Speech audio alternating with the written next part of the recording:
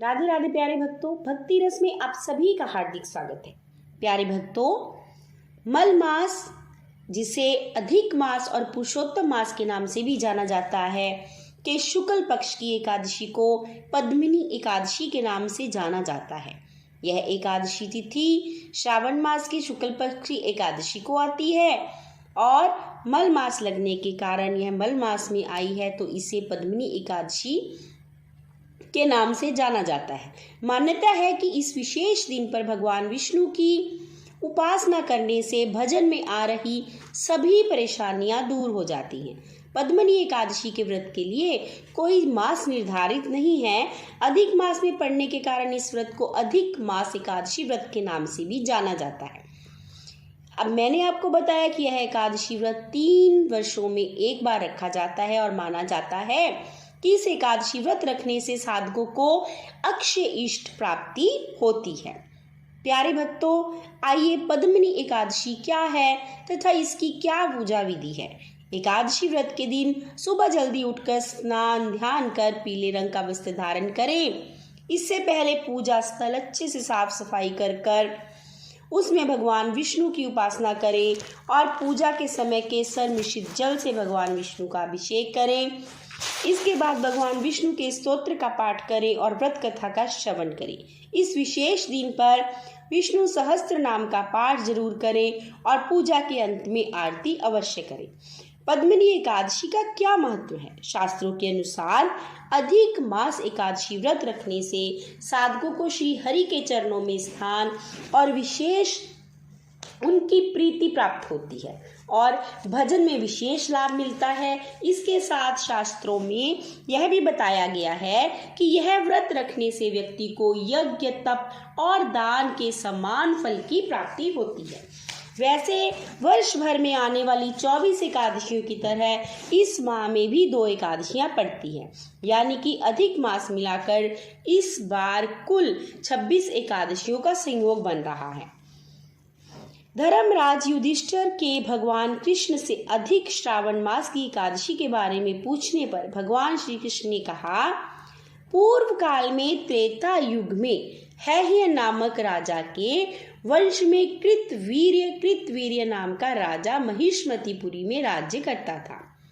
उस राजा की 1000 परम प्रिय स्त्रियां थी, परंतु उनमें से किसी को भी पुत्र नहीं था जो कि उनके राज्यभार को संभाल सके। देवता, पितृ, सिद्ध तथा अनेक चिकित्सकों आदि से राजा ने पुत्र प्राप्ति के लिए काफी प्रयत्न किए, लेकिन सब असफल रहे। तब राजा ने तपस्या करने का निश्चय किया।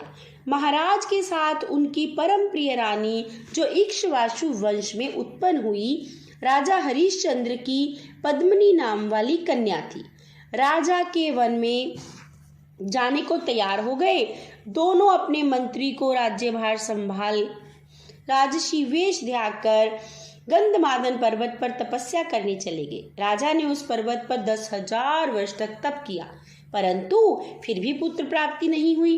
तब पतिव्रता रानी कमल नयनी पद्मिनी ने अनुसुईया से कहा कि 12 मास से अधिक महत्वपूर्ण मलमास होता है, जो 32 मास पश्चात आता है। उसमें द्वादशी युक्त पद्मिनी शुक्ल पक्ष की एकादशी का जागरण समेत व्रत करने से तुम्हारी सारी मनोकामनाएं पूर्ण हो जाएंगी। इस व्रत के करने से भगवान तुम पर प्रसन्न होकर तुम्हें शीघ्र ही पुत्र देंगे।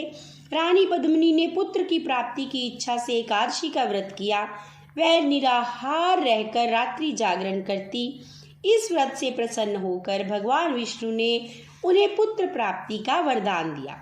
इसी के प्रभाव से पद्मिनी के घर कार्तवीर्य उत्पन्न हुई, जो बलवान थे और उनके समान तीनों लोकों में कोई भी बलवान नहीं था।